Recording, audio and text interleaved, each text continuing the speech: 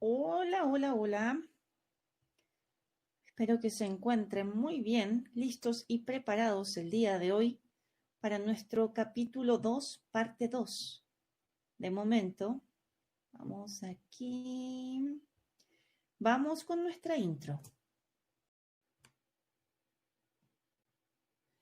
Nuestra parte 2 va a incluir el capítulo 2 completo y el capítulo 3 a la mitad. La parte de hoy dura 1 hora con 56 minutos. Capítulo 2. El nacimiento de la hermandad. La manera más efectiva para cerrar una mente humana y manipular su sentido de sí mismo es programarla con algún tipo de dogma.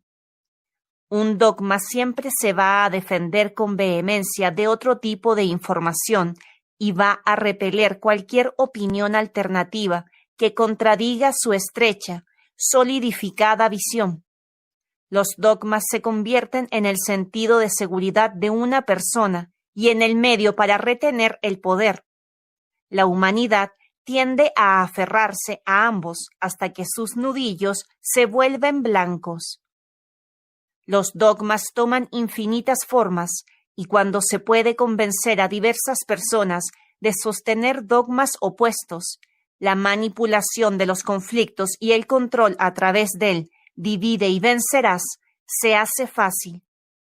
Está ocurriendo hoy de la misma manera, de hecho, como lo ha hecho durante todo el periodo de la prisión vibratoria.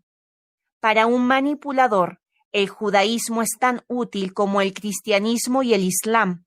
La política de izquierda es tan importante como la política de derecha. Se necesitan dos dogmas para jugar a unos contra otros. Los dogmas más eficaces durante miles de años han sido las religiones. Una generación asume una estrecha visión de la vida y de sí mismo, una religión, y lo impone a sus hijos, quienes luego hacen lo mismo con sus hijos, y así sucesivamente en el mundo moderno. Los dogmas religiosos y políticos han sido inspirados por elementos negativos de la cuarta dimensión. Las dos armas principales utilizadas por las religiones son aquellas emociones cancerosas, el miedo y la culpa. Han sido utilizadas para suprimir la mente humana y destruir su sentido de autoestima, creando así una realidad física coincidente. Las religiones son el mismo patrón de pensamiento manifestado bajo diversos nombres. El patrón de pensamiento llamado control. Incluso el origen de sus mitos, historias y ceremonias son siempre las mismas, ya que se originan de la misma fuente. Hacia el final de la Atlántida, los grupos de personas comenzaron a huir de sus tierras cada vez más devastadas.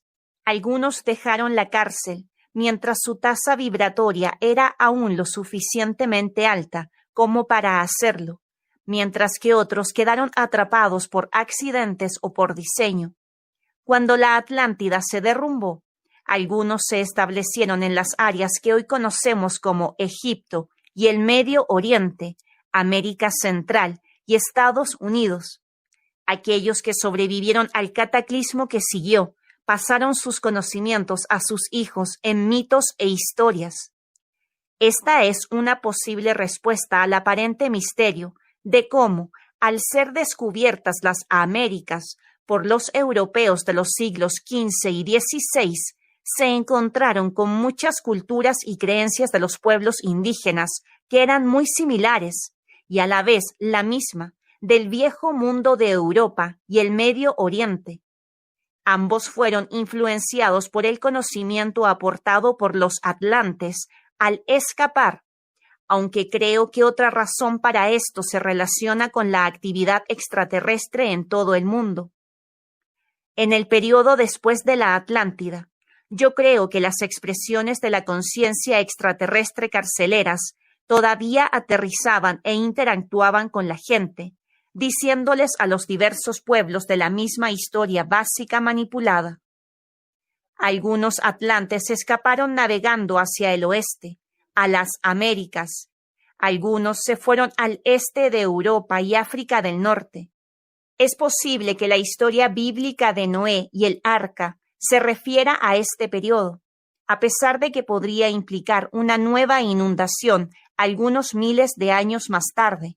A lo largo de muchos milenios, el Atlante y el conocimiento extraterrestre fue difundido a través de las generaciones venideras, y la claridad original se perdió en la comunicación repetida. El conocimiento también se convirtió en un vehículo para el control y, en consecuencia, se modificó para adaptarse a aquellos en el poder en un momento dado. Es por eso que todavía se encuentran elementos de este conocimiento en todas las religiones.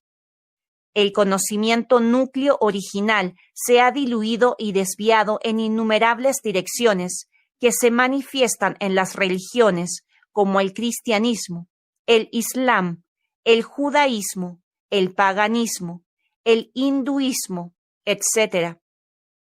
Todos han mantenido los temas de conocimiento, en cierta medida, aunque a menudo destruyen su verdadero significado con el dogma, el mito y una fantasía manipuladora. Irónicamente, el paganismo ha conservado mucho más del conocimiento original que las religiones como el cristianismo, que lo condenan como malo. Los celadores de la cuarta dimensión de la prisión desean impedirnos conocer quiénes somos, cómo hemos sido encarcelados y cómo podemos salir de la cárcel. Lo que nos confunde y nos divide en facciones, religiones y lenguas es parte de la estrategia del carcelero. Si usted lee la historia de la Torre de Babel, se puede ver esto descrito simbólicamente. Al principio, la gente de todo el mundo tenía un solo idioma y usaba las mismas palabras. A medida que anduvo errante por el este, llegaron a una llanura en Babilonia y se establecieron allí. Se dijeron unos a otros: vamos a hacer ladrillos y a coserlos hasta hacerlos duros. Por lo que tenían ladrillos para construir junto con materiales para mantenerlos juntos. Ellos dijeron: ahora vamos a construir una ciudad con una torre cuya cúspide llegue al cielo, por lo que vamos a poder hacer un nombre para nosotros mismos y no estar dispersos por toda la tierra. Entonces el Señor bajó a ver la ciudad y la torre que los hombres habían construido y dijo: ahora bien, todos estos son un solo pueblo y hablan un solo idioma. Esto es solo el comienzo de lo que vamos a hacer. Pronto serán capaces de hacer lo que quieran, pues descendamos y mezclemos su lengua para que no se entiendan entre sí. Por lo que el Señor los dispersó por toda la tierra y dejaron de edificar la ciudad. La ciudad fue llamada Babilonia, porque el Señor confundió el lenguaje de todo el pueblo y desde allí los dispersó por toda la tierra. Génesis 11, 1-9. El cristianismo considera a las personas en una luz muy negativa, cuando creo yo, en realidad, la cosa fue al revés. Ellos se estaban rebelando contra el control. Después de la Atlántida, otras civilizaciones empezaron a emerger de la reencarnación y conciencia atlante.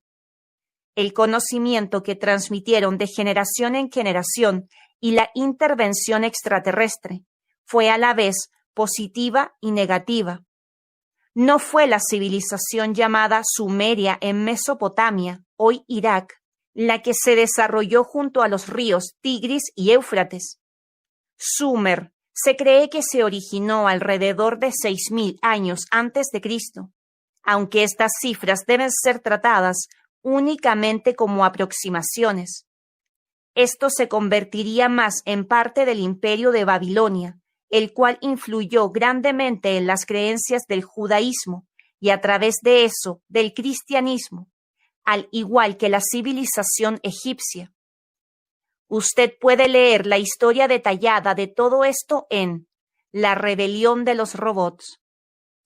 Un contacto que ha trabajado en el interior de las agencias gubernamentales y de seguridad en el Reino Unido me contó una historia que se refiere tanto a los sumerios como a los temas de la toma de posesión extraterrestre. Dice que en la década de 1960, las agencias de inteligencia británica elaboraron un informe secreto que detalla las reclamaciones de los avistamientos de extraterrestres. Se trataba de entrevistas a 1.800 personas en Europa y Escandinavia que afirmaban haber visto un ovni, haber tenido un contacto extraterrestre o contacto con seres de otro mundo. Al mismo tiempo, dice, encuestas similares están siendo recopiladas en Estados Unidos, la Unión Soviética, Australia y Japón. Eventualmente reunieron sus conclusiones y esto puso a disposición unas 62.000 entrevistas con personas de todo el mundo. Primero, la vasta mayoría de las historias contaban de comunicación positiva y amorosa con extraterrestres de diversas razas. Esto es tan diferente a la historia de malvados alienígenas que vemos en los medios de comunicación. Segundo, alrededor del 75% de los entrevistados en todo el mundo, aparentemente, contaron la misma historia básica. Se dice que los extraterrestres les contaron cómo un planeta llamado Melchizedek había existido una vez en nuestro sistema solar, pero los melchizedekianos se habían obsesionado con el mundo material y destruyeron su medio ambiente. Al final, explotaron tantos dispositivos nucleares durante pruebas y conflictos que el planeta mismo se rompió y estalló. El cinturón de asteroides se decía que era parte de los restos de Melchizedek. Según los relatos de contactados en la encuesta, alrededor de 5.000 melchizedekianos de élite escaparon y aterrizaron sobre la Tierra en el lugar que conocemos como Sumer, ahora Irak. La raza melchizedekiana fue descrita como, de cabello rubio y ojos azules. La raza maestra aria, descrita por Adolf Hitler. Estos fueron los dioses descritos en las tablillas sumerias. En esta historia, y con el tiempo, ellos usaron sus conocimientos avanzados de la genética para crear una raza de personas en la Tierra, la raza blanca que vemos hoy. Esto fue simbolizado por la historia de Adán y Eva, y al prohibírseles era simbólico de la intención que tenían de mantener las razas de la Tierra ignorantes de quienes ellos realmente eran. En efecto, una raza de esclavos fue creada, y esto ha continuado hasta la actualidad. Los contactados dijeron que eran los melchizedekianos quienes se hicieron conocidos como los Elohim en los textos bíblicos. Creo que esta fuerza de la cuarta dimensión es conocida por muchos nombres. La gente original de la Tierra eran los negros, rojos y otros pueblos autóctonos en el resto del mundo, en África, América, Asia y Australia, y no la raza blanca, se les dijo a los contactados. Había dos corrientes de invasores melchizedekianos, los que solo se cruzaron entre sí, manteniendo así la pureza genética de cabello rubio y ojos azules. Estos dijeron a los contactados extraterrestres, todavía se encuentran en la Tierra, aunque en su mayoría fuera de la vista bajo tierra. Los otros se cruzaron con las razas de la Tierra de nuestra creación, pero una vez más buscaban, y todavía lo hacen, mantener este flujo genético lo más puro posible, entrecruzándose solo dentro de la familia o dentro de un pequeño círculo de antepasados genéticos similares. Se ha dicho que es esta corriente genética la que mayoritariamente compone a las familias de los Illuminati, que han manipulado el curso de la historia de la humanidad desde los tiempos de Sumer. La manipulación ha guiado a este planeta a lo largo del mismo camino destructivo que experimentó Melchedek. Siempre, según la inmensa mayoría de los 62,000 entrevistados, hay también 5 otras razas extraterrestres que trabajan actualmente en la Tierra para ayudar a la humanidad a salir de la prisión mental y eliminar la manipulación melchedekiana. Una de estas razas se describe como de unos 11 metros de altura. Los gigantes de las antiguas leyendas, tal vez. Ellos tienen dobles articulaciones de caderas, frentes muy grandes, ojos azules, un pequeño hueco en la cara en lugar de lo que podríamos llamar boca, y sus pies son muy grandes. Haga todo lo que quiera, pero esto podría ser otra expresión de los seres de la cuarta dimensión que operan en nuestra frecuencia. Es cierto que Sumer fue el origen de tanto de lo que le dio forma a la cultura y la existencia humana. La creencia cristiana en un Hijo de Dios y el Cordero de Dios que muere para que nuestros pecados puedan ser perdonados se encuentran en Sumer, Babilonia y Egipto. La idea de un cordero muriendo para el perdón de los pecados de la humanidad se origina en la creencia de los sumerios, que si literalmente un cordero era sacrificado en el altar, se quitarían los pecados de las personas involucradas. Mientras estaba escribiendo este libro, vi una foto en un periódico de un judío ortodoxo hoy, todavía blandiendo un pollo alrededor de la cabeza de una niña en la creencia que el pollo absorbería sus pecados. Las figuras de las madres vírgenes de los salvadores abundan en todo el mundo antiguo y, de hecho, puede encontrarse en las creencias de los pueblos indígenas de Norte, Sur y Centroamérica. La historia bíblica del Jardín del Edén se refleja en la historia mucho más temprana del sumerio Jardín de Edinú, e incluso la idea del Sabbat puede ser encontrada en el día de descanso sumerio, el Sabatú. Los pueblos judíos fueron mantenidos en cautiverio en Babilonia, y cuando fueron liberados por los persas, se llevaron muchas de las historias y creencias de Babilonia a Palestina.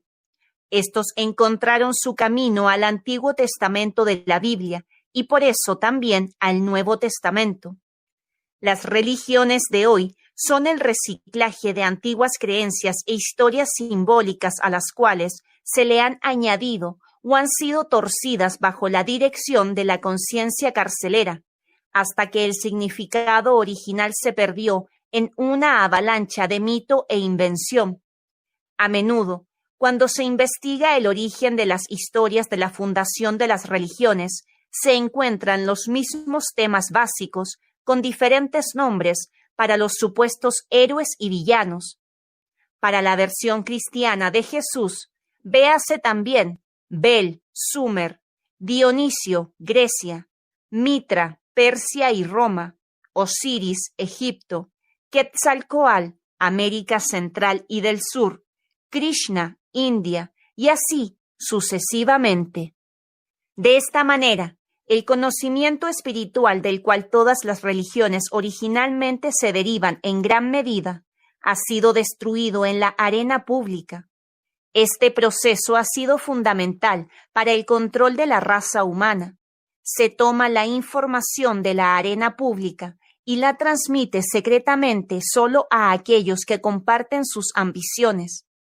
La base de la manipulación del mundo ha sido siempre el control del conocimiento, mientras que las religiones estaban utilizando el miedo, la culpabilidad y la imposición de vender a la gente una visión desesperadamente limitada de la vida y de sí mismos. Una red secreta fue desarrollada para transmitir los conocimientos más avanzados para unos pocos privilegiados. Incluso dentro de esta presión vibratoria, se sabe hay conocimiento que permanece oculto a la mayoría de la gente. No se puede comparar con el conocimiento disponible fuera de la prisión, pero aún es mucho más avanzado que aquel que se le ha permitido conocer a la humanidad en general. Si usted quiere manipular a la gente, es esencial que tenga un conocimiento que ellos no tienen. Una de las primeras reglas del control y la manipulación es: no dejes que tus víctimas sepan lo que tú sabes. Voy a llamar a esto entendimiento oculto, suprimido o conocimiento esotérico. La definición del diccionario para esotérico es: de una doctrina filosófica destinada solo a los iniciados, no comprensible, privada y confidencial. Lo resume a la perfección. Este conocimiento se ha mantenido oculto de la masa de la población por razones de manipulación y control. Por lo tanto, el conocimiento se ha convertido realmente en privado y confidencial.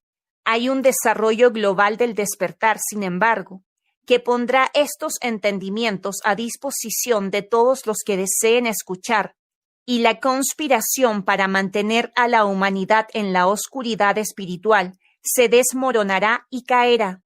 Ya está sucediendo. Una parte clave de este proceso es la de revelar la naturaleza del engaño y por qué es que fue perpetrado. El vehículo para mantener este conocimiento de la arena pública ha sido el sistema de iniciación utilizado por las escuelas antiguas de misterio y la red de sociedades secretas, ahora inmensa en todo el mundo, a la que yo llamo la hermandad. A cada nivel más alto de iniciación se le da más conocimiento que al de los de abajo. Esto establece una estructura piramidal, con los pocos que llegan a los niveles más altos de iniciación sabiendo más, mucho más que la mayoría de más abajo en la escalera. Esto hace que sea fácil para los pocos la manipulación del resto. El contenido de este conocimiento esotérico se refiere a una comprensión de las leyes y el potencial de la creación, que es mucho más avanzada que la ciencia que se nos permite ver en la arena pública, y en el conocimiento de la psique humana, su naturaleza y cómo puede ser programada y controlada. La acumulación de tal conocimiento no siempre se hizo por razones negativas. Cuando el cristianismo impuso su dogma erróneo y manipulador en la mayor parte del mundo conocido, era suicida hablar de estas creencias espirituales alternativas en público. No es de extrañar que fueron transmitidas en secreto o a escondidas, dentro de leyendas e historias simbólicas. Qué bien que así fue, pero el conocimiento es neutral. Es la forma en que se utiliza la que es negativa o positiva. El conocimiento espiritual puede ser usado y abusado, y así es con el secreto inherente en las sociedades y escuelas de misterio, que particularmente en sus niveles más altos conocen las realidades espirituales negadas a la mayoría de las personas. De la misma manera que cada nivel superior de iniciación dentro de las sociedades secretas sabe más que los de abajo, así los guardianes de la prisión de la cuarta dimensión se aseguran de saber mucho más que incluso los vehículos humanos en la parte superior de la pirámide mundial de la manipulación. Hoy, en sus niveles más altos, esta red de sociedades secretas y el conocimiento que han heredado están siendo utilizados, creo que, por razones casi enteramente negativas, bajo la dirección de su nivel más alto, el núcleo de control, la élite mundial o simplemente la élite. Los miembros de esta élite son encarnaciones directas de los guardias de la prisión de la cuarta dimensión o tienen sus mentes controladas por ellos. El objetivo de la hermandad y sus controladores interdimensionales ha sido la de centralizar el poder en manos de unos pocos. Este proceso está muy avanzado y está sucediendo a una escala global, gracias a la tecnología moderna. El plan de juego que se conoce como la gran obra de todas las edades, o el nuevo orden mundial, tiene por objetivo introducir un gobierno mundial al que todas las naciones serían colonias, un banco central mundial y una moneda, un ejército mundial y una población conectada a un microchip conectado a una computadora global. Lo que está ocurriendo hoy en día es la culminación de la manipulación que se ha venido desarrollando durante miles de años. La idea de transmitir el conocimiento a través de una serie de iniciaciones secretas se remonta al menos a la Atlántida, probablemente mucho más atrás. Un tema común de la información canalizada es que hubo una especie de templo en la Atlántida, donde quienes eran considerados dignos de confianza se les daría un conocimiento que el grueso de la población no tenía. Cuando las civilizaciones que siguieron a la Atlántida comenzaron a surgir, ellos también continuaron con las iniciaciones en los distintos niveles del conocimiento. Entre esas organizaciones estaban las escuelas de misterios de Babilonia, Egipto y Grecia, que protegían sus conocimientos con enorme secreto. La más pequeña violación del juramento del secreto era castigada con la muerte. Desde su fundación es que viene la hoy masiva red de sociedades secretas. Estas escuelas de misterio de iniciación fueron inspiradas por los elementos negativos de la cuarta dimensión y han sido supervisadas por ellos a través de la conciencia de los más altos iniciados, los adeptos, desde este tiempo. En su estudio de Fragmentos de una fe olvidada, el profesor G.R.E. Smith dice: una tradición persistente en relación con todas las grandes instituciones de misterio es que sus varios fundadores fueron los introductores de todas las artes de la civilización. Ellos fueron, ya sea ellos mismos, dioses o fueron instruidos por los dioses. En resumen, eran hombres de muchos mayores conocimientos que cualquiera de los que llegaron después. Eran los maestros de las razas infantiles.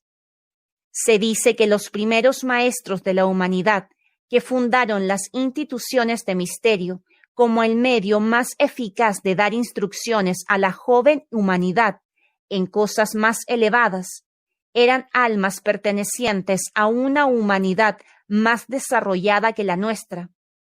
En los primeros tiempos, de acuerdo con esta visión, los misterios eran guiados por aquellos que tenían un conocimiento de los poderes de la naturaleza, que era la adquisición de una humanidad perfecta, que no necesariamente habían nacido en la tierra, y las maravillas mostradas en ella de tal manera que nadie de nuestra humanidad podría producir por sí mismo. Esta estructura de iniciación era, ya sea negativa desde el comienzo en sus ambiciones para la humanidad, o más tarde fue tomada por esa conciencia. Siento que la muy influyente hermandad egipcia ha estado dominada por manipulación negativa, al menos desde el fin del reinado del faraón Akenatón, que murió alrededor del 1362 a.C. Él trasladó la corte egipcia a una nueva ciudad en el Egipto Medio, llamado El Amarna. Él edificó allí un templo de la Hermandad de Iniciaciones Esotéricas. Cuando murió, sus sucesores trasladaron la corte real a Tebas, hacia el norte, pero la hermandad permaneció en El Amarna y se separó del Estado.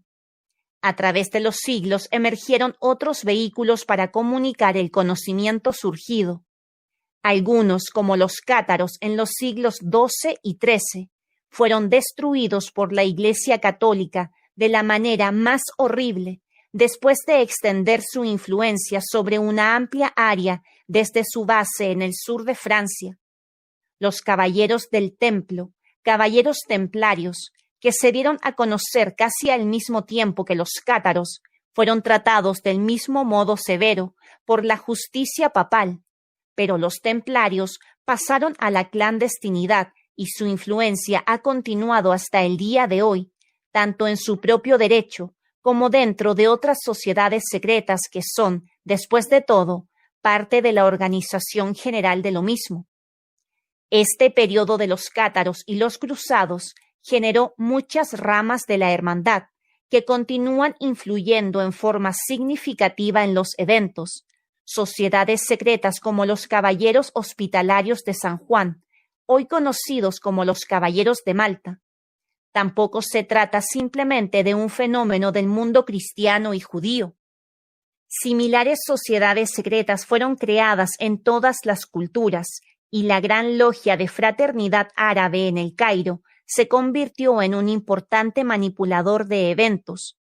El objetivo de esta estructura negativa de la hermandad es persuadir a la masa de la gente a creer cualquier viejo disparate, mientras que los manipuladores guardaban para sí el conocimiento de la naturaleza de la vida y la creación y la forma de explotar el poder de la mente, los campos de energía de la Tierra y la matriz energética mundial, la red de líneas de energía conocidas por las diversas culturas como las líneas ley, los meridianos y las líneas del dragón.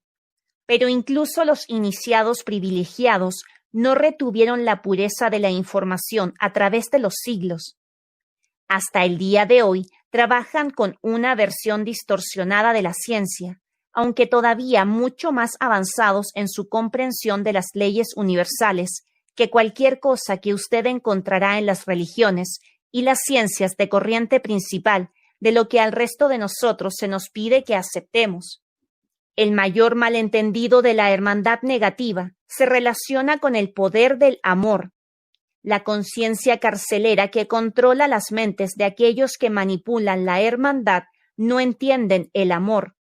Se genera y se alimenta de la energía negativa, y mientras más energía negativa puedan animar a que produzca la humanidad, más poderosa se vuelve.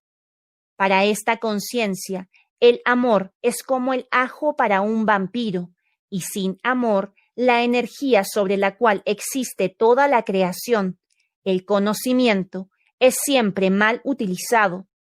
El conocimiento sin amor es el estado del ser que todavía controla los niveles más altos de la red de la hermandad a través de su élite global. Es el intelecto sin el corazón, se podría decir, y sin el equilibrio femenino. Los símbolos de la hermandad en los tiempos antiguos siguen siendo los de la hermandad de hoy: la pirámide y el ojo que todo lo ve, la esvástica, el cordero, el delantal, el obelisco y muchos otros. El obelisco es un símbolo del pene de Osiris, el dios griego. La leyenda es que fue roto en pedazos por el malvado Set, Lucifer, Satanás, el diablo, etc. Y cuando Isis, esposa de Osiris, lo trató de poner de nuevo junto, se encontró con todas sus partes, menos usted sabe qué. Tales leyendas son, creo yo, simbólicas de muchas más sencillas verdades. El obelisco y el pene de Osiris en la historia simbolizan la energía masculina que ha dominado el mundo a lo largo de la historia. Todos nosotros y la creación en su conjunto estamos a la búsqueda de equilibrio y armonía entre los opuestos, negativos y positivos, hombres y mujeres. Estas son las fuerzas del tipo yin y yang de la cultura china. Cuando una de estas fuerzas domina, hay un desequilibrio que se manifiesta como un comportamiento desequilibrado.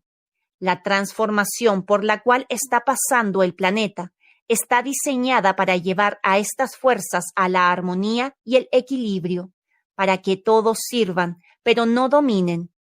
La supresión de la energía femenina por la masculina ha creado un mundo dominado por los hombres, y el hombre macho es uno de sus resultados. Esto no ha sido por accidente, sino por diseño de los guardianes. Armonía y equilibrio en todas las cosas, igual totalidad. Totalidad igual infinito potencial. Eso es lo último que los carceleros quieren, porque tal persona es imposible de controlar. Por el contrario, han tratado de desequilibrarnos a nosotros. Desarmonía y desequilibrio igual división del yo, División del potencial espontáneo igual potencial limitado. Los dos grandes desequilibrios dentro de nosotros mismos y de la prisión en general han sido los efectos negativos dominando a los positivos y al macho dominando a la hembra.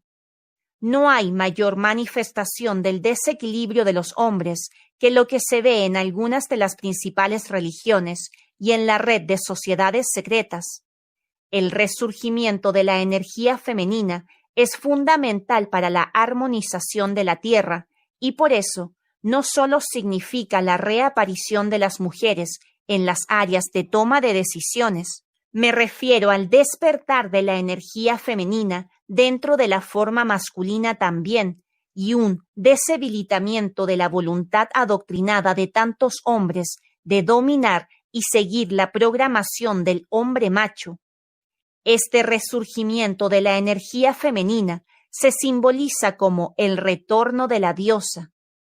Es muy apropiado que el obelisco, símbolo de la energía masculina, deba ser tan importante para la hermandad en el transcurso de los siglos, porque es, en definitiva, una hermandad, no una hermandad de hermanos y hermanas.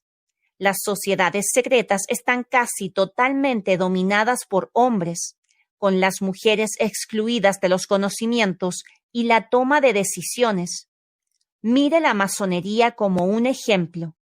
Se trata de un coto masculino, con sus esposas dejadas fuera de la cena anual como una pieza de decoración. Tal organización dominada por los hombres debe, por definición, ser desequilibrada, y esta, sin duda, lo es. Los masones se han convertido en una de las más importantes de las sociedades secretas que han aparecido desde los tiempos antiguos y se han basado en la estructura y las creencias de las escuelas de misterio de la hermandad, al igual que las otras. Me referiré a esta red como el culto del ojo que todo lo ve, el culto que rinde culto a los dioses o maestros de la cuarta dimensión. Se remontan a la antigüedad y esta misma corriente de manipulación está detrás del nuevo orden mundial hasta nuestros días. Es una fusión de las antiguas creencias esotéricas que han salido de Babilonia, Egipto y la escuela hebrea Cábala. En los niveles más altos de la masonería todavía adoran a un dios llamado Yabulón, Ya, Jehová en hebreo, Bul, Baal, Babilonia, y On, Osiris, Egipto. Tal vez el logro más importante de esta élite hermandad mundial en el camino a la dominación mundial ha sido la colonización de América, una tierra que sabía que existía mucho antes de ser oficialmente descubierta. A lo largo de la historia humana conocida, se han producido dos niveles de conocimiento que operan en este planeta. Uno se hace público para que lo vea la masa de la gente, cuya mayoría es erróneo y manipulado para controlar nuestro pensamiento y la realidad que creamos, mientras que el otro es conocido solo por unos pocos, sobre todo en los niveles de la élite de la hermandad. La historia convencional detrás del descubrimiento de América es un ejemplo de esto.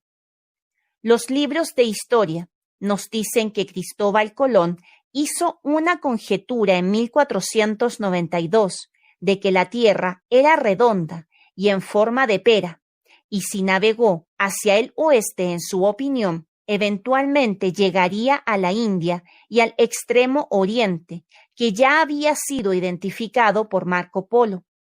Se dice que él accidentalmente descubrió lo que llamamos las Indias Occidentales y que creyó que había encontrado la India hasta el día de su muerte.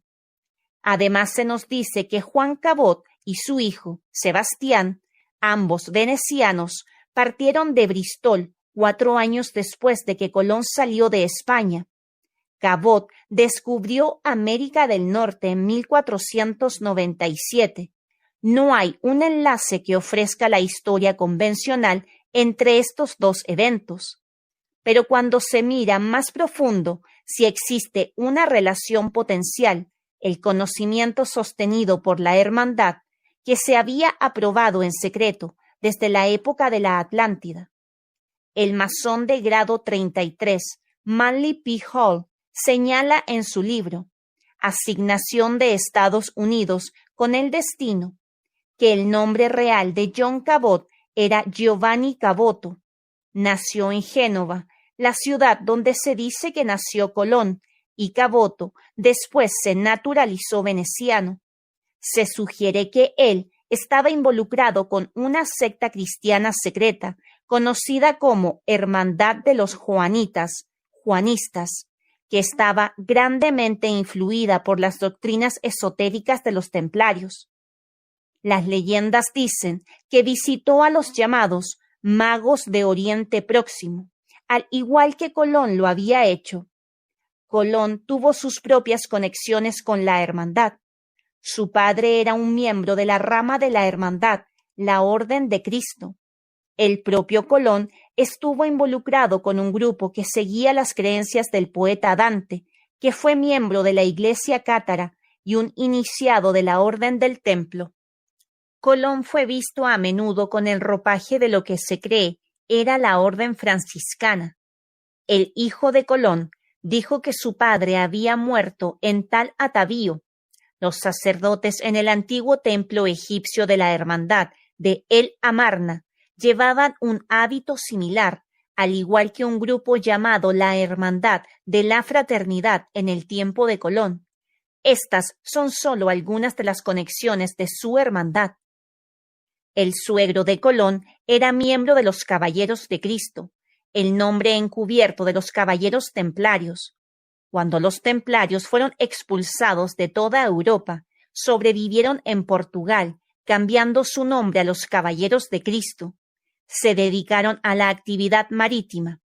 El explorador Vasco de Gama era un caballero de Cristo, al igual que el príncipe Enrique el Navegante, un gran maestro de la orden.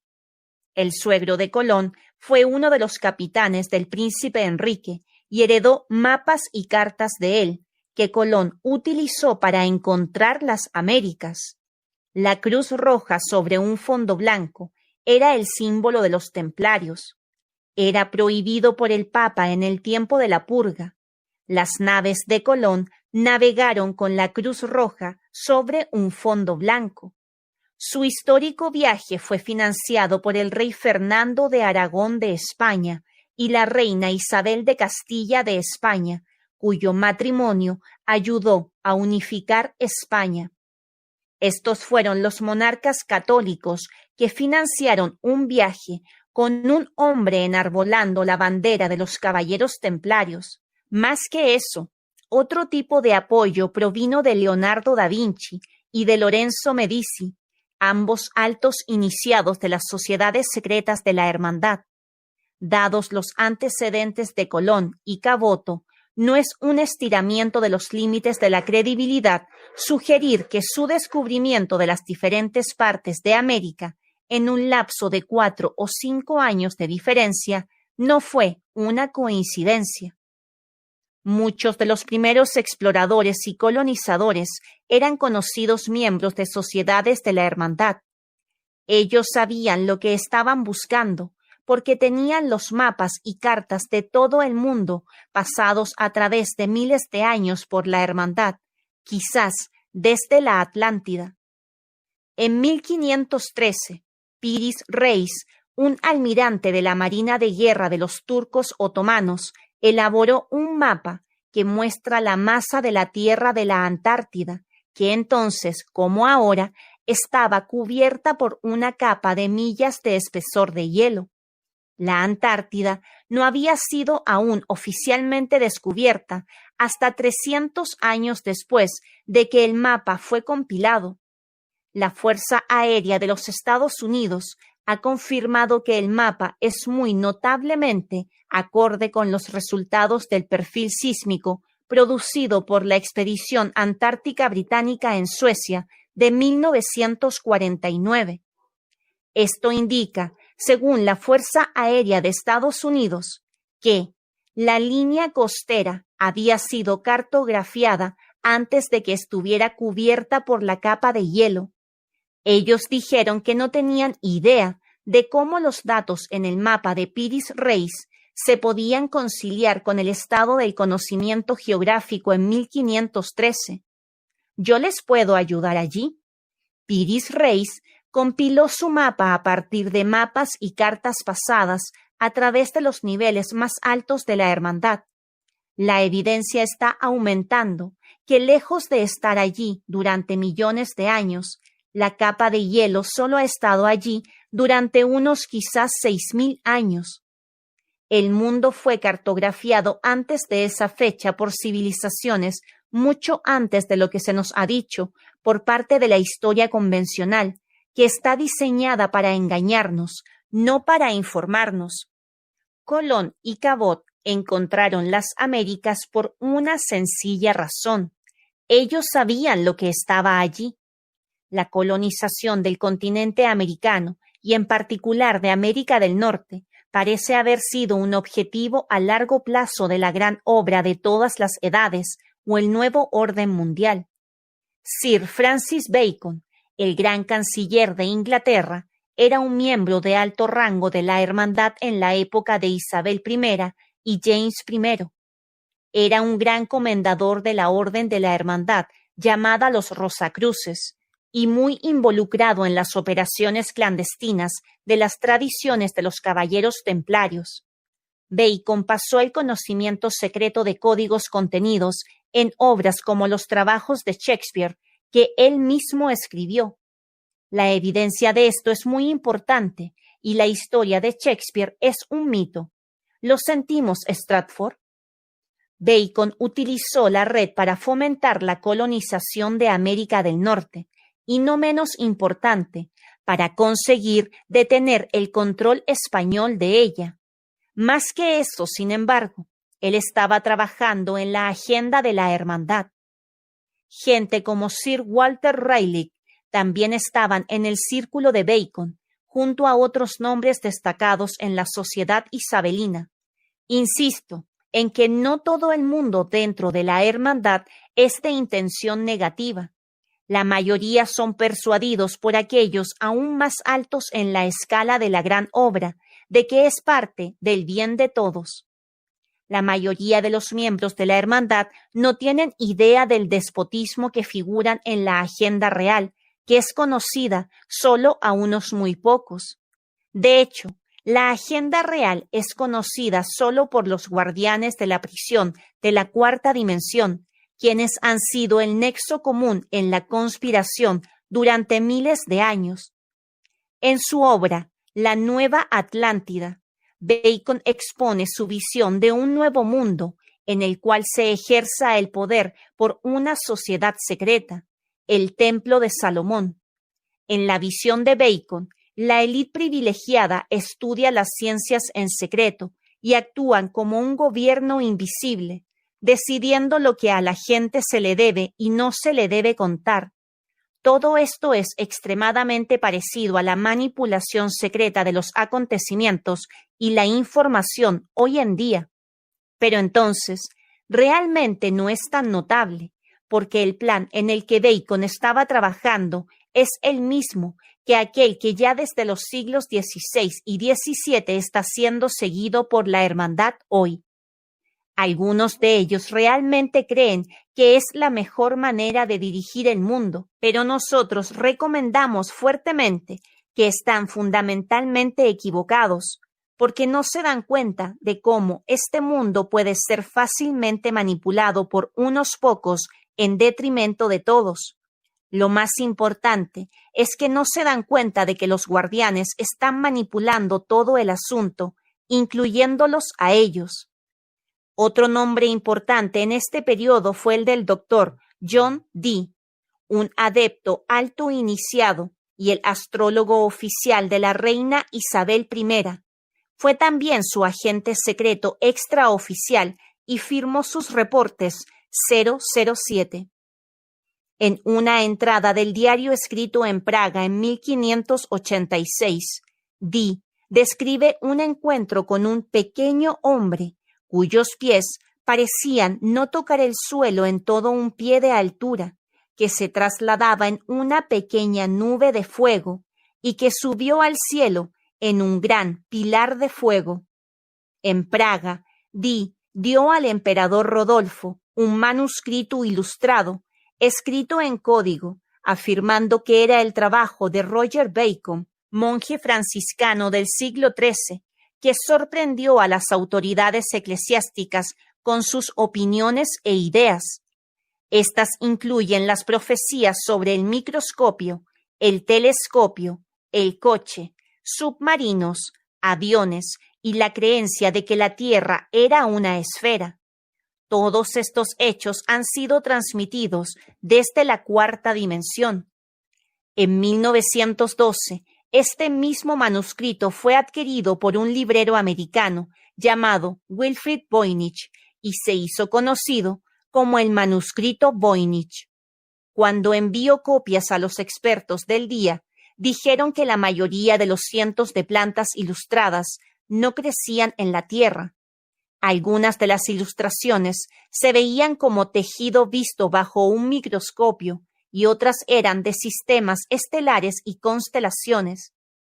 Los mejores quebrantadores de códigos a disposición de la inteligencia de Estados Unidos en las dos guerras mundiales trataron de descifrar lo que llamaron el manuscrito más misterioso del mundo, pero no pudieron hacerlo. Un profesor de la Universidad de Pensilvania llamado William Romay Newbold afirmó haber descifrado algunos de ellos en 1921. Él dijo que parte del texto se leía: en un espejo cóncavo vi una estrella en forma de caracol entre el ombligo de Pegaso, el cinto de Andrómeda y la cabeza de Casiopea. Lo que Roger Bacon describe en el manuscrito, que fue adquirido por John Dee, que ahora se conoce de ser preciso, y la ilustración que incluye de la nebulosa de Andrómeda es también correcta, pero se muestra desde un ángulo que no puede ser visto desde la Tierra. Dee era un adepto y canalizador de gran renombre y afirmaba comunicarse con un ángel con una varita mágica, un extraterrestre. Los conocimientos sostenidos dentro de la red de sociedades secretas siempre han sido desde muy lejos, a menudo siglos, de antemano de lo que a la masa del pueblo se le permite saber. El conocimiento de la existencia de América y su lugar a largo plazo en el plan eran bien conocidos por los adeptos isabelinos, como lo fue para los que guiaron a Colón y a Cabot, gracias a los manipuladores desde la cuarta dimensión. El primer asentamiento permanente inglés en América del Norte se estableció en Jamestown, Virginia. El nombre de Isabel, la Reina Virgen, en 1607. Muchos miembros de la familia de Francis Bacon se encontraban entre los primeros colonos. A partir de ahí, la cultura nativa de América del Norte fue condenada al fracaso, como la del sur y centro de América, una vez que los españoles y portugueses llegaron. La forma en que los pueblos nativos fueron masacrados sin piedad y sus culturas destruidas sin respeto o compasión es uno de los episodios más terribles de toda la historia humana. Miles de colonos navegaron hacia el oeste de Europa para escapar de la persecución religiosa después de la reforma de diseño de la Hermandad que dividió a la Iglesia cristiana en protestantes y católicos. Esto creó la división y el conflicto y ha debilitado el poder del Papa. Pero cuando los pueblos perseguidos llegaron a América, a menudo procedieron a perseguir a la población nativa y a los inmigrantes de otras creencias religiosas de la misma manera despiadada con la que ellos mismos habían sido tratados. Las tierras que ocupaban, ahora se llamaban los Estados Unidos, han sido y son un arma clave en el plan a largo plazo de la Hermandad para la dominación del mundo. Las sociedades masónicas atravesaron un gran cambio y expansión después de la Guerra Civil Inglesa y especialmente a principios de 1700. Hasta ese momento, solo las personas que trabajaban en la profesión de albañiles o artesanos de construcción podrían ser miembros. Ahora se volvió abierta a todos y la francmasonería o la masonería especulativa nació. Es probable que Francis Bacon fuera una fuerza detrás de esta transformación. El centro de la red masónica que ahora se expandió rápidamente era una nueva gran logia lanzada en Londres en 1717 que se conoció como la Gran Logia Madre del Mundo. Fue un centro de manipulación masónico, fomentando que otras logias fuesen creadas a través de Europa, el Imperio Británico y las Américas. Muchas otras versiones de la francmasonería fueron introducidas, como el rito de York y el rito escocés de Michael Ramsey, que se basa en el sistema de los caballeros templarios. El rito escocés tiene 33 grados de iniciación y en la actualidad tiene una enorme influencia en la política, la economía, el ejército y los servicios de seguridad de Gran Bretaña, Europa, Estados Unidos y muchos otros países. Nueva York fue nombrado después del rito de York de la masonería. El plan de la hermandad fue el establecimiento de unos Estados Unidos de América independientes del gobierno británico, es decir, no independientes de la hermandad. Animadas por la Gran Logia Madre de Londres, las logias masónicas en las colonias de América comenzaron a planear y agitar contra el dominio británico. Una crisis económica fue diseñada, no solo a través de la guerra entre Gran Bretaña y Francia, como parte de su desesperación por los ingresos. El gobierno británico impuso una mayor presión fiscal e impuestos sobre las colonias americanas. Fue una operación creada y coordinada por la élite mundial que se ha repetido una y otra vez. La red en Gran Bretaña, como en cualquier otro país, incluye los banqueros principales, muchos políticos y, más importante aún, sus asesores políticos. Ellos secretamente diseñaron los acontecimientos que causaron una crisis económica en Gran Bretaña. Luego, aconsejaron al gobierno británico de que la única manera de salir del problema era imponer mayores impuestos a las colonias americanas. Al mismo tiempo, el brazo estadounidense de la hermandad estaba siendo dirigido a estimular la hostilidad en contra de esta acción y, a su vez, la ira por las demandas de independencia de Gran Bretaña. Aparece en la superficie y en los libros de historia como Gran Bretaña contra las colonias americanas. De hecho, la misma red estaba manipulando ambos lados. Así es como han sido creadas todas las grandes guerras y las revoluciones, como veremos más adelante. Esta estrategia ha sido muy bien descrita por P. Sedir en su Historia de la Doctrina de los Rosacruces, publicado en París en 1910. Incapaces de controlar los destinos de la Tierra abiertamente, porque los gobiernos se resistirían, esta alianza mística solo puede actuar a través de sociedades secretas. Estas, creadas gradualmente al surgir la necesidad, se dividen en distintos grupos aparentemente en oposición, a veces impulsando las políticas más contradictorias en la religión, política, economía y literatura, pero que están todas conectadas, todas ellas dirigidas por el invisible centro que oculta su poder, al tratar de mover todos los cetros de la tierra. La oposición de las colonias americanas llevó al gobierno británico a retirar los nuevos impuestos, a excepción de los del té, pero la hermandad no iba a dejar que la ira desapareciera. Los miembros de la logia de los francmasones St. Andrews en Boston, dirigidos por el segundo vigilante, Paul Revere, vestidos como indios nativos americanos, lanzaron cajas de té en el puerto, en protesta por el impuesto sobre el té. El Boston Tea Party, como se le conoce, se fraguó durante una cena en la casa de los hermanos Bradley, que eran miembros de la logia St. Andrews. El impulso para una guerra de independencia cobró fuerza hasta que fue imparable. Los revolucionarios líderes y aquellos que firmaron la Declaración de Independencia en 1776 eran casi todos masones. George Washington, el triunfante comandante en jefe de los ejércitos norteamericanos y el primer presidente de los Estados Unidos de América, era un masón de alto rango, y todos menos 2 de sus generales de brigada en la guerra eran masones. El masón superior e historiador masónico, Manly P. Hall, dice que los 56 hombres que firmaron la Declaración de Independencia, casi 50, se sabía que eran masones y solo se sabe que uno no lo era.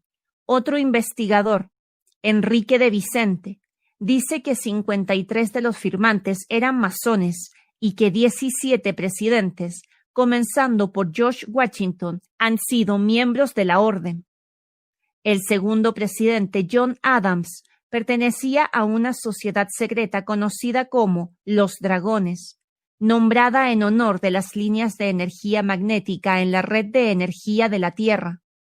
Él estudió la geometría sagrada contenida en la matriz energética y supo aprovechar el poder que contenía. Uno de los líderes revolucionarios y padres fundadores de los Estados Unidos fue Benjamin Franklin, el primer gran maestro de los masones de Pensilvania. Se hizo amigo de Sir Francis Dashwood, el canciller del Tesoro británico y fundador de la sociedad secreta llamada el Club del Fuego del Infierno. Franklin se convirtió en miembro, junto con el alcalde de Londres, el hijo del arzobispo de Canterbury y el príncipe de Gales. Viajó a Francia para sondear con éxito por el apoyo de los masones franceses en la Revolución Americana, y también se aseguró los servicios del masón alemán, el barón von Steuber, que sirvió en el ejército de Federico el Grande de Prusia. El barón habría de jugar un papel importante en la victoria de los colonos contra los británicos. Las conexiones de Franklin con la hermandad francesa eran muy cercanas y se convirtió en un miembro de alto rango de las logias de San Juan y las 9 Hermanas, que en alianza con la Logia del Gran Oriente de París daría lugar a la Revolución Francesa de 1789. Franklin, el marqués Lafayette, fue amigo de Franklin y lo apoyaron a él y a los colonos durante la Revolución Americana. Los masones manipularon y ganaron la Guerra de la Independencia y luego tomaron el control de los nuevos Estados Unidos. Ellos, hay otros grupos de la hermandad, nunca han reconocido que el control esté al día. Qué apropiado entonces que cuando los padres fundadores encargaron un diseño para el gran sello de los Estados Unidos, este incluía los símbolos clásicos de la hermandad, de los carceleros, a que se remontan al antiguo Egipto y más allá, entre ellos la pirámide y el ojo que todo lo ve. Por encima y debajo de este símbolo están 2 frases en latín: Annuit coeptis y novus ordo seclorum. Esto se traduce como: al anunciar el nacimiento, creación o llegada de un nuevo orden de las edades. En otras palabras, anunciando la creación del nuevo orden mundial. La fundación de los Estados Unidos fue un gran paso adelante en el plan para el poder global centralizado. Hoy en día esta parte del sello puede ser encontrada en cada billete de $1. Y de nuevo, esto es muy apropiado, dado que la élite controla la economía estadounidense y la de todos los demás. La decisión de poner el símbolo de la pirámide, nuevo orden mundial, en el dólar fue hecha por el masón de grado 33, Franklin D. Roosevelt, en 1935, con el pleno apoyo y el aliento de su vicepresidente, Henry Wallace, otro masón grado 33. El señor Roosevelt hará muchas apariciones en el texto de los próximos capítulos. La bandera de Estados Unidos, las barras y estrellas, también fueron diseñadas para reflejar simbolismo de la hermandad, y la Estatua de la Libertad fue dada a los masones americanos por la Orden Masónica Gran Oriente Magnífico Francés Illuminati. Mientras los vínculos fueron oficialmente separados entre Gran Bretaña y los Estados Unidos después de la guerra, aquellos que existen entre las sociedades de la Hermandad Americana y las familias gobernantes y sus hermanos en Gran Bretaña y Europa, creció aún más fuerte a través de la red secreta. Una vez más, no estoy sugiriendo que todos los involucrados en la lucha por la independencia americana fueron motivados negativamente, ni que todos los hermanos en las logias sean de un estado mental similar. La mayoría se ha convencido que estaban haciendo lo correcto, y de muchas maneras era así. A menudo no es el acto, pero la motivación detrás de la ley es la que tenemos que ver. Un país poseyendo y controlando el otro es muy malo, en mi opinión, pero tenemos que mirar en la agenda más amplia y la motivación detrás de un curso de acción y ver muy cuidadosamente un aspecto de lo que sería la propuesta alternativa. El control de los Estados Unidos por un monarca británico y el gobierno siendo reemplazado por el control de los Estados Unidos por una hermandad secreta no avanza la libertad humana, pero, y aquí está el punto a recordar, tal transferencia de poder y control puede ser, y es siempre, justificada en virtud de la bandera de la expansión de la libertad humana. La Guerra de la Independencia fue la primera de una serie de revoluciones del pueblo, creada y financiada por la hermandad. El plan era acabar con el poder de los monarcas. No me opongo a esto si se lleva a cabo pacíficamente y con el apoyo popular genuino. Pero en lugar del poder al pueblo, los monarcas fueron reemplazados por otras dictaduras, los llamados comités revolucionarios, comunistas, fascistas o más sutilmente, por la ilusión de la democracia, que en realidad era y es el gobierno de la élite. Vamos a resumir dónde nos encontramos. Una estructura piramidal de los seres humanos ha sido creada bajo la influencia y el diseño de los manipuladores negativos en la cuarta dimensión, los guardianes de la prisión. Ellos controlan la camarilla de humanos en la parte superior de la pirámide, que he llamado la élite global. Estos, a su vez, manipulan los niveles más bajos de la red, en el que se encuentran la mayoría de los principales nacionales y mundiales tomadores de decisiones en la política, la banca, la industria, el comercio, los medios de comunicación, los militares, etc. Los guardias de la prisión manipulan a la élite manipula a la red de la hermandad y la red de la hermandad manipula el mundo. Cada nivel inferior no sabe lo que sabe el nivel superior, y ninguno de ellos sabe lo que saben los guardias de la prisión. Es un paraíso para los manipuladores, con la mayoría de las personas dentro de él sin saber que son parte o de cuál será el objetivo final. Usted podría describirlo simbólicamente como los extraterrestres de visión clara manipulando, la visión parcial, la élite global hermandad, que luego manipula a los ciegos, la masa de la humanidad. Con los Estados Unidos ya creados y en las manos de la hermandad, el control de todo el mundo podría avanzar aún más rápido que antes. Capítulo 3. El poder del papel. El plan para el nuevo orden mundial y el control global se movió a una nueva etapa con la aparición de dinero falso. Este es el proceso por el cual los bancos prestan dinero que no existe, créditos, y cobran intereses sobre el mismo. Si yo le diera algo que no existe y le pido que me pague por ello, usted podría considerar llamar a la policía. Si yo le diera algo que no existe y le digo que si usted no me paga, lo llevaré a los tribunales y le quitaré su propiedad. Usted podría decir que vive en un estado fascista. Sin embargo, lo que acabo de describir es el sistema bancario del mundo y el medio a través del cual las personas y los gobiernos se están ahogando en deuda. ¿Y a quién se iguala la deuda? Control. Entre los primeros banqueros del mundo occidental estuvieron los caballeros templarios. Se les dio una enorme riqueza de los cristianos para apoyar las cruzadas a través de legados de personas que a menudo tenían la esperanza de comprar un lugar en el cielo. Ellos eran la organización más rica en cada país en el que se establecían, y sus templos en París y Londres se convirtieron en centros financieros. Con el tiempo, el rey Felipe IV de Francia, en alianza con el Papa Clemente V, destruyó a los templarios y les robaron su fortuna para pagar sus deudas, y como indiqué en la rebelión de los robots, posiblemente también por otras razones.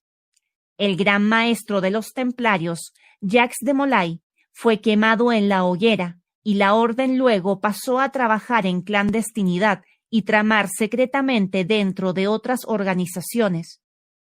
El mundo cristiano tenía una estricta prohibición de la usura, el cobro de intereses sobre préstamos, pero con el paso de los siglos esto fue olvidado y el sistema bancario que hoy controla a la humanidad se comenzó a desarrollar.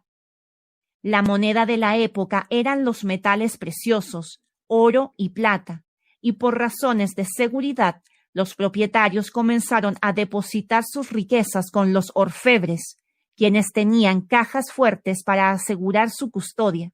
Los orfebres emitían recibos de papel para el oro y la plata depositada con ellos, y los propietarios pagaban sus deudas mediante la retirada de parte de sus depósitos según fuera necesario. Obviamente fue un proceso difícil de manejar el del traslado de todos esos metales, y los recibos en papel, poco a poco, llegaron a ser aceptados como una moneda. El oro y la plata eran movidos o trasladados en raras ocasiones, pero la propiedad de esto cambió con la emisión de recibos, dinero, para pagar las deudas. De la misma manera, hoy mismo, se hacen grandes fortunas con solo mover un número entre el archivo de una computadora a otra. Los orfebres y otros propietarios de las cajas o cámaras fuertes comenzaron a darse cuenta de que en un momento dado, solo una fracción del oro y la plata estaba siendo retirado por los propietarios. Por lo tanto, pensaron, ¿por qué no emitir billetes, dinero, a otras personas que no poseen oro y cobrarles intereses de los bonos? La única manera que el truco puede fallar es si emitiesen demasiadas notas y todo el mundo llegase al mismo tiempo a cambiar el dinero en efectivo por el oro y la plata. Ellos comenzaron a emitir billetes por la propiedad del oro y la plata en exceso superior a la cantidad de oro y plata que habían depositado en sus bóvedas. La mayoría de las notas que se presentaban y los intereses devengados sobre ellas estaban relacionados con oro y plata que los bancos ni siquiera tenían. Sin embargo, dado que solo una pequeña cantidad de los metales estaban siendo retirados en cualquier momento, estaban en lo cierto. Podrían emitir muchos trozos de papel por un oro y plata que no existía y cobrar intereses por ello. Allí, en una frase, usted tiene una descripción del sistema bancario de hoy que controla al mundo. La gente y los gobiernos están sumergidos en la deuda, tratando desesperadamente de pagar intereses sobre el dinero que nunca existió ni nunca existirá. Se calcula que en promedio, por cada 1,000 libras que el banco recibe de los clientes a quienes presta y cobra intereses, al menos 10,000 libras. Es capaz de hacer esto a través de un sistema de reserva fraccionaria, lo que significa que solo tiene que mantener una fracción, digamos, una décima parte de sus depósitos totales en el banco o reserva. Ellos cuentan con que no todo será exigido por sus clientes al mismo tiempo. En la mayoría de los países donde los bancos están regulados, hay reglas o leyes que permiten al banco cerrar sus puertas si muchas personas quieren retirar su dinero al mismo tiempo. El banco crea el dinero de la nada, digitando números en una pantalla de ordenador. Una gran porción de sus impuestos va a los bancos a pagar intereses sobre el dinero creado de esta manera, cuando los impuestos bien podrían ser utilizados para aliviar la pobreza y el hambre y crear mayores oportunidades. En efecto, si el sistema monetario fuese reestructurado para servir al pueblo y no a los bancos, habría un buen caso para decir dónde terminan todos los impuestos. La estafa es completada con el hecho de que si usted se atrasa en sus pagos de intereses sobre el dinero inexistente, el banco puede quitarle su coche, su casa y otros bienes, propiedades que sí existen. Recuerde también que mientras que usted está pidiendo préstamos una cierta cifra del banco, usted está pagándoles de vuelta más que eso con el interés. ¿De dónde viene ese interés? Viene de la riqueza y del crédito en el mundo. Así que con todos los préstamos pagados a un banco desde que comenzó este sistema, los pagos de intereses han estado chupando la riqueza y el dinero del mundo hacia el sistema bancario. Con cada pago de los préstamos, el control de ese sistema se fortalece. Esto permite que el sistema bancario, controlado por la élite global, preste cada vez mayores sumas de un dinero que no existe, sumergiendo a la gente en deudas. El siglo XVIII vio un gran paso para la ambición de la élite global de la hermandad al expandir este sistema bancario, especialmente con la aparición y el rápido aumento de la dominación de la Casa de los Rothschilds. Pocas organizaciones en los tiempos modernos han servido tanto a las ambiciones de la hermandad más que este. Este nombre aparece en tantas ocasiones en la primera mitad del libro, mientras explico cómo los guardias de la prisión manifiestan su control en el nivel físico, que debería estar un poco en la historia de Rothschild aquí. Mayer Amschel Bauer, más tarde Rothschild, nació en 1743 en Frankfurt, Alemania. Se casó con Schnapper Gutle en 1770 y tuvieron una familia grande de 5 niños y 5 niñas. Fue educado para ser rabino, pero más tarde trabajó brevemente para el Banco Oppenheimer de Hannover y luego se convirtió en prestamista de dinero, actuando como agente de William IX, Landgrave de Hesse-Kassel.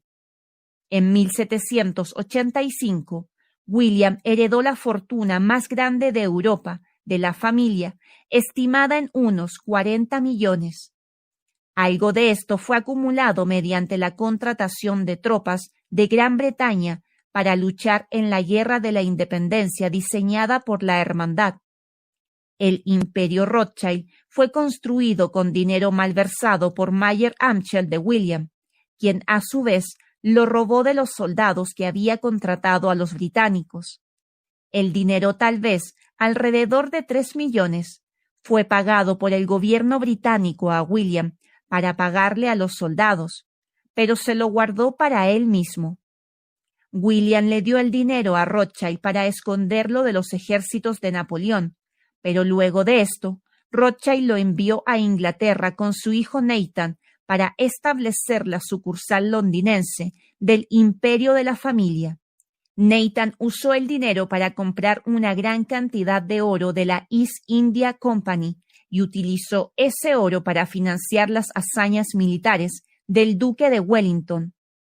Nathan manipuló la situación de tal manera que éste se convirtió en el origen de la enorme fortuna Rothschild.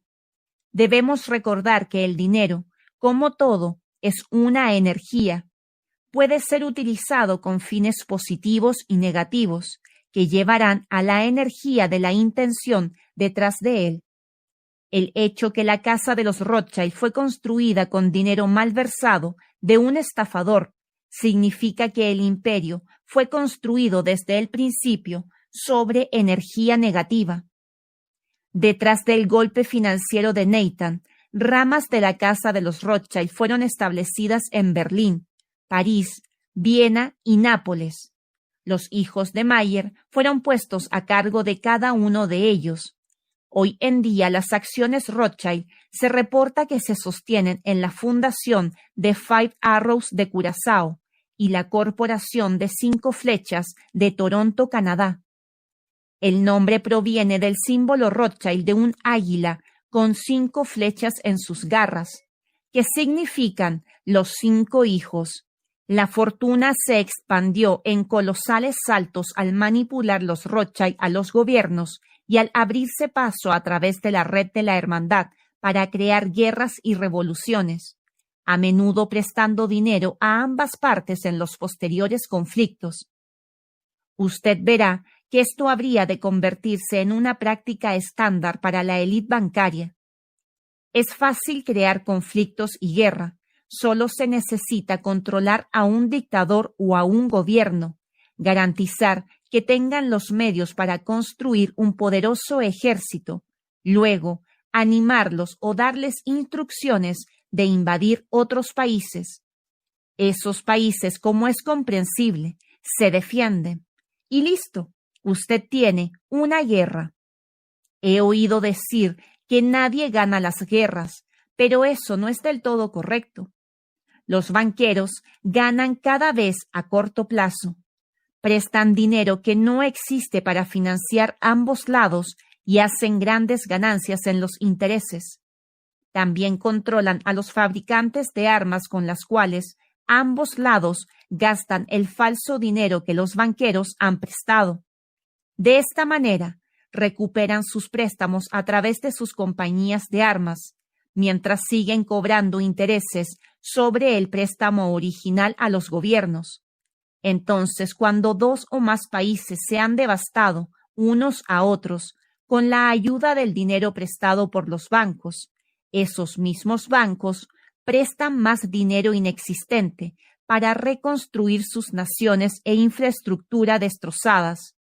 Esto produce incluso más ganancias para los bancos y a través de la deuda les da el control de esos países y de sus pueblos. El imperio Rothschild se volvió rápidamente altamente calificado en tales manipulaciones, al igual que con aquellos en Estados Unidos como J.P. Morgan, el imperio Rockefeller y muchos otros, que cuando se mira detrás de las organizaciones de fachada y cortinas de humo, son controlados por las mismas familias y unos pocos individuos. Hay pruebas que de hecho sugieren que la casa Rothschild estaba detrás de estos 2 grandes imperios de negocios americanos y la banca, una demostración de la brillantez de los Rothschild para ocultar la magnitud de su poder y control detrás de testaferros y organizaciones. Pero los banqueros no pueden hacer esto todo por sí mismos. Ellos necesitan la ayuda de la red de la hermandad para manipular las circunstancias en las cuales estallará el conflicto. Los Rothschild han sido entusiastas masones y Napoleón Bonaparte estaba rodeado de masones que lo asesoraban en sus políticas y expansionismo. Una vez lo convencieron de invadir Egipto y saquear los sitios arqueológicos para el conocimiento y los artefactos considerados sagrados para los rituales masónicos y la leyenda. Napoleón trajo un enorme obelisco egipcio de regreso a París como parte de este robo. Los masones británicos persuadieron a su gobierno para hacer lo mismo, y el resultado fue el robo del obelisco egipcio conocido como la Aguja de Cleopatra, que aún se encuentra en Londres.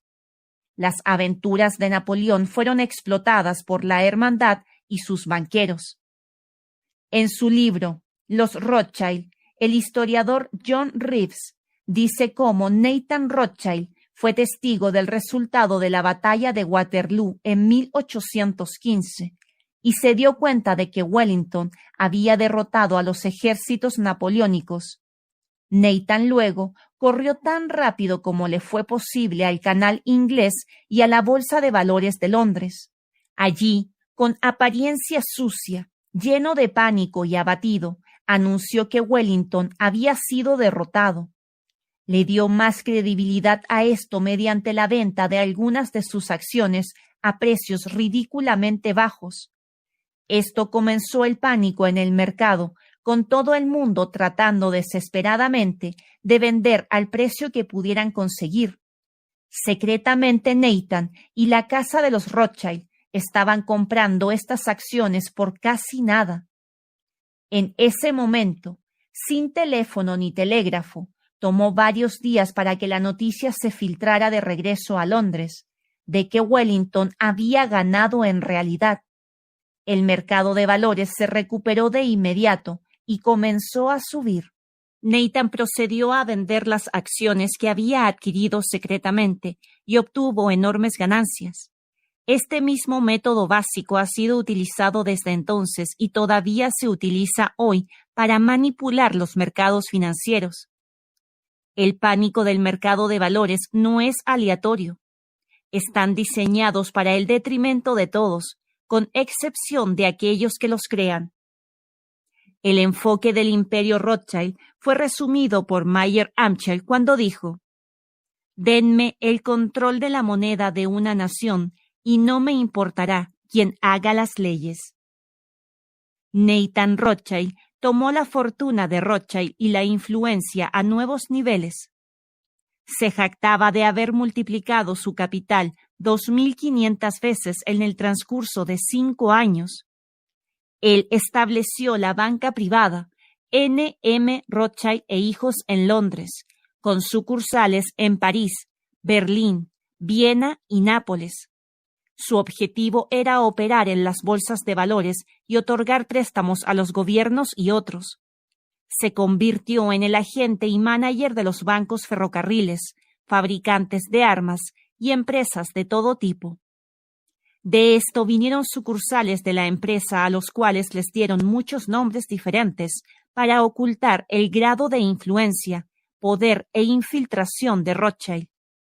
Esto es en gran medida cómo opera en la actualidad el sistema financiero, con unos pocos en el centro utilizando un sinfín de diversos frentes y nombres para la misma organización. Basta con mirar los nombres sobre las tiendas en el centro de una ciudad promedio. Si nos fijamos quién en realidad es el dueño, nos encontraremos con que son los mismos pocos grupos. También encontramos esto con los aparentemente diversos jabones en polvo y otros productos en los supermercados. En Estados Unidos, el imperio Rothschild estuvo representado por empresas como Kuhn, Loeb & Co., y es probable, según algunos investigadores, que las compañías estadounidenses, tales como J.P. Morgan, Speyer y Lehman, también sean controladas o influenciadas por los Rothschild. El primer ministro británico Benjamin Disraeli era muy cercano a la familia Rothschild. Le prestaron a su gobierno 4 millones de libras para comprar una participación mayoritaria en el Canal de Suez en 1875. La novela de Disraeli, Königsberg, se basa claramente en la historia de la familia. El personaje Sidonia, en este extracto, es realmente Nathan Rothschild. Llegó aquí, Londres, después de la paz de París con su gran capital. Se jugó todo lo que valía la pena en el préstamo de Waterloo, y el evento lo convirtió en uno de los grandes capitalistas en Europa. Se cosechó el premio debido a su sagacidad. Europa exigía dinero y Sidonia estaba dispuesto a prestarle a Europa. Francia quería un poco, Austria más, Prusia un poco, Rusia unos pocos millones. Sidonia pudo suministrar a todos.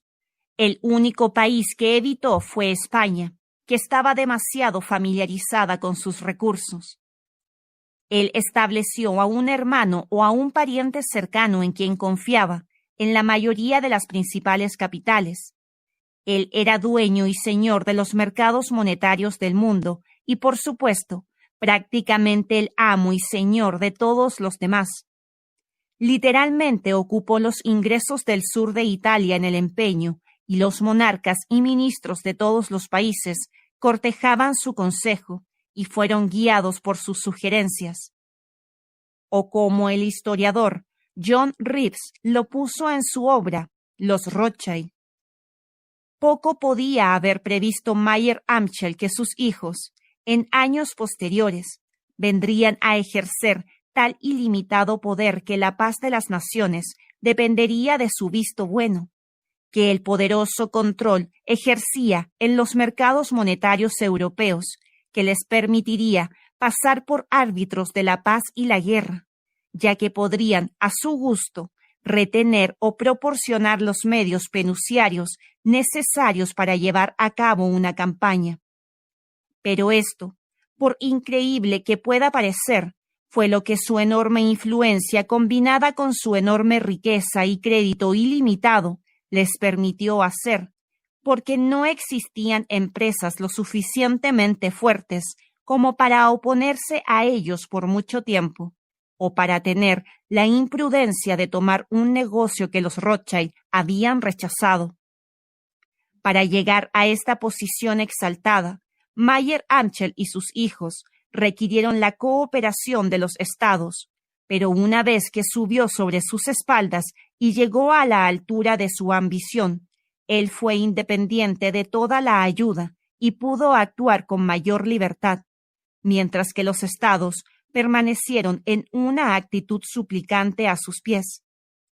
El grado de influencia de Rothschild por ahora no puede ser sobrevaluado. Cuando Nathan murió, su hijo mayor, Lionel, tomó su lugar como cabeza de N.M. Rothschild. Lionel avanzó préstamos masivos a los gobiernos británico y estadounidense, entre otros, como los egipcios. Esto incluyó un préstamo de alrededor de 80 millones a Gran Bretaña para financiar la guerra, diseñada por la élite, la guerra de Crimea, en la que murieron decenas de miles de personas. Lionel también actuó como agente para el gobierno ruso durante 20 años. Fue sucedido por su hijo mayor, Nathan Mayer, quien se convirtió en el primer Lord Rothschild cuando fue elevado a la dignidad de par y tomó su asiento en la Cámara de los Lores británicos en 1885. El primer Lord Rothschild pasó a convertirse en el gobernador del Banco de Inglaterra, con un poder incalculable para influir en el sistema financiero mundial. Las calles de la vieja dama de Threadneedle, como se llamaba el Banco de Inglaterra, siempre ha sido y sigue siendo un brazo de la élite mundial.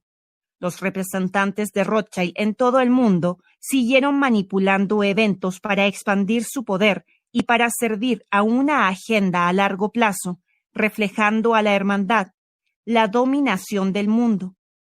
Insisto en que al poner en relieve el papel desempeñado por los Rothschild, no es poner en duda al pueblo judío como un todo, la mayoría de los cuales no tienen ni idea de lo que está sucediendo, y desde luego no lo apoyarían de saberlo. Muchos de los miembros de las familias que nombraré aquí, como los Rothschild, los Rockefeller y otros, no conocen tampoco el plan de juego. Son aquellos que controlan esos imperios a quienes estoy buscando exponer, no a todos los que se llaman Rothschild, Rockefeller o lo que sea. Yo creo que los investigadores en los últimos años que han culpado a toda la conspiración contra el pueblo judío en su conjunto están muy equivocados. De manera similar, las organizaciones judías de negar que cualquier persona judía está trabajando para la conspiración del nuevo orden mundial sea igualmente ingenua y permita que el dogma, o peor aún, esté ciega a la realidad. Estamos buscando un denominador común el ansia de poder y el culto al ojo que todo lo ve, que atraviesa todas las razas y, en mi opinión, está conectado, a veces a sabiendas, pero en su mayoría sin saberlo, a una fuerza controladora superior, los guardias de la prisión de la cuarta dimensión. Una red global de banca de élite fue creada con bancos centrales en cada país, trabajando juntos para manipular el sistema en toda Europa y los Estados Unidos. Esto sería más tarde coordinado desde el Bank of International Settlement en Basilea, Suiza, y una élite de 13 hombres en la Comisión de Banca Internacional de Ginebra, Suiza. Usted se habrá dado cuenta de que Suiza siempre es dejada sola cuando Europa se va a la guerra. Esta es la razón. Es el centro financiero mundial de la élite. La idea de un banco central en cada país fue otra inspiración de la élite.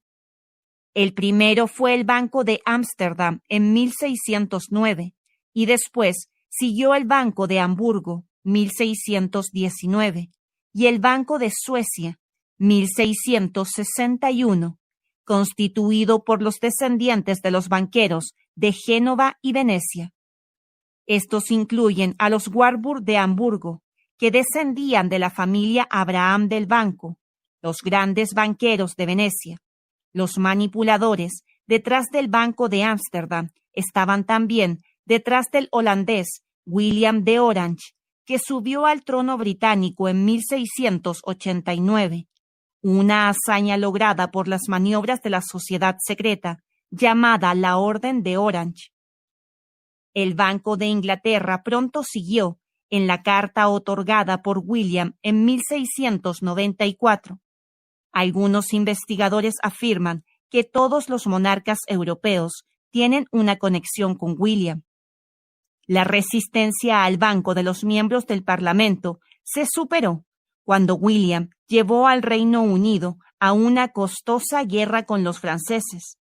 La necesidad de recaudar dinero hizo sucumbir la oposición a la presión para introducir el banco, que comenzó a prestar dinero inexistente al gobierno británico. Las fantásticas ganancias que hicieron fueron el resultado de los bolsillos de la gente a través del impuesto sobre la renta y de la explotación de las personas más pobres en todo el Imperio Británico.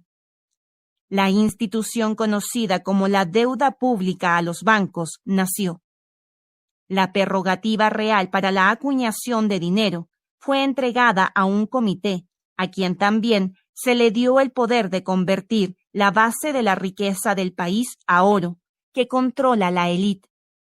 Una parte importante de la élite mundial, en la parte superior de la pirámide humana, es el grupo conocido como la nobleza negra, de donde descienden las familias como los Warburg de Hamburgo. Estos estaban a vanguardia del plan para poner a William de Orange en el trono británico y crear el sistema monetario tal como lo conocemos. Se originan a partir de los güelfos, también llamados los Neri o güelfos negros, y ahora la nobleza negra. Ellos fueron la fuerza detrás de los normandos, que conquistaron Inglaterra en la batalla de Hastings, dirigidos por William el Conquistador en 1066. Más tarde, cuando tuvieron su sede en Génova, Italia, la nobleza negra apoyó a Robert Bruce en su conquista de Escocia, y fue esta misma línea genética y la sociedad secreta que aseguraron que William de Orange se convirtiera en rey de Inglaterra, Escocia e Irlanda. A través de Williams, la nobleza negra creó el Banco de Inglaterra y la famosa compañía de East India, que se expandió rápidamente a capturar Asia y el lejano Oriente para los británicos, élite global, y convertirse en la nueva operación de tráfico de drogas que el mundo había visto. La unión política y económica de Inglaterra y Escocia fue diseñada para forzar a Escocia en esta telaraña de préstamo de dinero y control. Tenemos un Reino Unido, bien, unidos en su subordinación al sistema monetario, manipulado y controlado por unos pocos. Los banqueros de la élite estaban ahora manipulando cada vez con mayor influencia en todo el mundo. Ellos estuvieron involucrados en la Guerra Civil Americana, en la cual financiaron a ambos bandos. Los Rothschild de Londres financiaron al norte, mientras que los Rothschild de París financiaron al sur. El presidente Abraham Lincoln también imprimió dinero sin intereses, llamados greenbacks, para reducir el nivel de la deuda que su gobierno enfrentaría. Esto fue potencialmente desastroso para los bancos. Si esto hubiera continuado después de la guerra y se hubiera extendido a otros países, los bancos y la élite hubieran perdido su poder. Lincoln fue asesinado por John Wilkes Booth, un agente de la casa de Rothschild, de acuerdo con algunos investigadores. Después de la muerte de Lincoln, la impresión de billetes verdes se terminó. Los esfuerzos para formar un sistema de banca central en Estados Unidos fueron siempre muy controvertidos. Contra la oposición de dos de los padres fundadores, Thomas Jefferson y James Madison, el primer banco central de Estados Unidos fue introducido gracias a la manipulación de uno de sus colegas, Alexander Hamilton, quien dirigió el Banco de Nueva York. Fue respaldado en secreto por el Banco de Inglaterra y por el Imperio Rothschild, que fueron, en verdad, el mismo. Cuando George Washington, un masón de alto rango, se convirtió en presidente en 1789, Hamilton lo hizo secretario del Tesoro. En 2 años, Hamilton había asegurado su ambición con la creación del Banco Central de Estados Unidos, el Banco de los Estados Unidos. Al igual que con el Banco de Inglaterra, se trataba de un banco privado que ahora controlaba la economía estadounidense. El banco causó caos y los disturbios estallaron a partir de las consecuencias de sus políticas. En la década de 1830, el presidente Andrew Jackson tuvo el coraje de asumir el poder del Banco de los Estados Unidos y ganó. El primer Banco Central de Estados Unidos ya no existía. Otro, sin embargo, no se hizo esperar. En los primeros años de este siglo, la élite conspiró para retomar el control de la economía de Estados Unidos aún más completa que antes. Ellos querían 2 cosas: un nuevo banco central con control sobre los préstamos de la nación, la introducción de un impuesto sobre la renta federal para darles el control de los ingresos del gobierno. Una vez más, hubo una fuerte oposición a esto, pero de una manera clásica, de negro es blanco, se engañó al Congreso y al pueblo estadounidense. Primero, la élite apoyó la elección del presidente Woodrow Wilson en 1909. Era un hombre frontal, un títere político y Rosacruz. El verdadero poder de la administración de Wilson estaba en manos de un hombre llamado Coronel Edward Mandell House, que estaba allí con el único objetivo de servir a la élite. Wilson dijo que House era su segunda personalidad, su alter ego, y que sus pensamientos y los míos son uno. El coronel House, instruido por la élite, dio instrucciones a Woodrow Wilson, quien hizo lo que se le dijo. Todo esto fue sucediendo con el pretexto de la democracia. Los banqueros de la élite se reunían en un lugar llamado Isla Jekyll en Georgia para elaborar el proyecto de ley para la introducción del nuevo Banco Central de Estados Unidos, el Sistema de Reserva Federal, Federal Reserve System. Viajaban en un lujoso vagón privado, propiedad del senador Nelson Aldrich, el portavoz político de la élite en Washington y el abuelo de Nelson Aldrich Rockefeller, el 4 veces alcalde de Nueva York y vicepresidente de los Estados Unidos bajo la presidencia de Ford. La hija de Aldrich, Abby, se casó con John D. Rockefeller Jr., Durante años, después de la reunión en Jekyll Island, los educadores, comentaristas e historiadores negaron que se llevó a cabo. Ahora bien, esto ha sido aceptado, pero se dice que ha sido un hecho insignificante, absoluta mentira.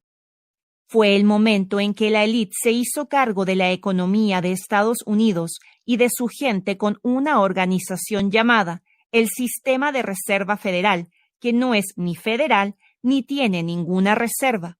En 1902, los Rothschild enviaron a uno de sus agentes, Paul Warburg, a Estados Unidos con su hermano Félix a reorganizar el sistema bancario de Estados Unidos para que se adaptase a los Rothschild y a los intereses de la élite. Otro hermano, Max Warburg, se quedó en casa en Frankfurt para ejecutar el negocio bancario de la familia allí. Después de llegar a Estados Unidos, Paul Warburg se casó con Nina Loeb, de las compañías controladas por los Rothschild, Kuhn y Loeb, mientras que Félix se casó con Frieda Schiff, hija de Jacob Schiff, el jefe de la compañía Kuhn y Loeb. No es de extrañar, los dos hermanos se convirtieron en socios de la empresa y a Pablo se le dio un sueldo anual de $500,000 en los primeros años de este siglo para preparar el terreno para la imposición de la Reserva Federal al pueblo de los Estados Unidos. Todo estaba arreglado por los Rothschild, probablemente incluso para los cónyuges Warburg. A estas familias élite de banqueros les gusta intercruzarse siempre que les sea posible. Mantienen los genes a la altura y mantienen el dinero, el control en la familia. Cuando Jacob Schiff llegó a América para unirse a Kuhn, Loeb & Co., se casó con la hija de Salomón Loeb. Jacob Schiff habría de ser uno de los manipuladores claves en la primera mitad de este siglo. Las familias Rothschild y Schiff fueron como una sola familia y compartieron la misma casa en Frankfurt en los días de Mayer Amschel. La Ley de Reserva Federal llegó a ser conocida como la Ley Aldrich y fueron Warburg y Aldrich que organizaron la reunión secreta en la isla Jekyll.